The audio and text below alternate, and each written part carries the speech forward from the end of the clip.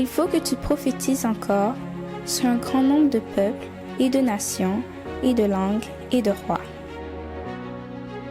Apocalypse 10, verset 11.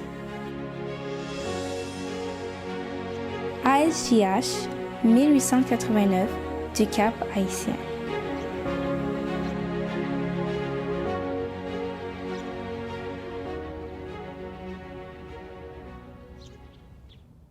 Chers amis, salut! Sous la direction de notre bien-aimé frère Bertrand Chéry, nous vous présentons cette nouvelle série de capsules audiovisuelles axées sur la Bible. Série dont le thème est « Questions à propos de la Bible ». Notre première question est assez pertinente. Fréquemment, elle cause de grands débats entre les chrétiens et les musulmans. La question est « Y a-t-il plusieurs sortes de Bibles ?» Ou encore « Est-il vrai qu'il existe plusieurs sortes de Bibles ?» Voici la réponse. La Sainte Bible est unique.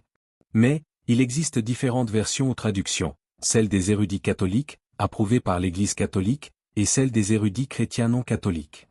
Les deux groupes sont des érudits en hébreu et en grec, langue originale de l'Ancien et du Nouveau Testament respectivement, et ils avaient accès aux mêmes manuscrits chrétiens.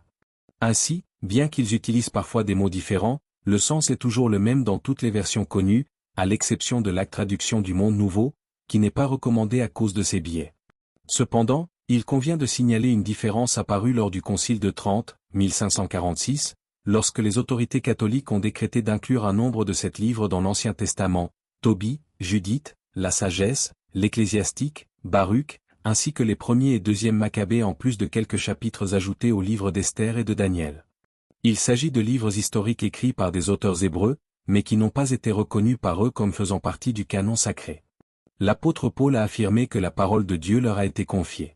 Romains 3 verset 2, mais bien que Jésus les ait réprimandés pour de nombreuses choses, il ne les a jamais blâmés pour avoir annulé ou perdu l'un des livres sacrés. La liste des 39 livres de l'Ancien Testament reconnus comme sacrés à l'époque de Jésus a été reconnue par d'éminents chrétiens tels que Méliton de Sardes en l'an 177, Origène en 230, Athanase en 326, Cyril en 348, Ruffin et Jérôme en 395 et d'autres. L'Église catholique elle-même reconnaît une différence entre ces ajouts et les 39 livres canoniques en appelant ces derniers deutérocanoniques, c'est-à-dire de seconde inspiration. Les chrétiens non catholiques les appellent apocryphes, c'est-à-dire d'auteurs incertains. Cette capsule a été écrite par frère Bertrand et mise en vidéo par l'église ASJH 1889 Cap Haïtien. Abonnez-vous parce que nous avons d'autres capsules de ce genre à vous présenter. Que le Seigneur vous bénisse.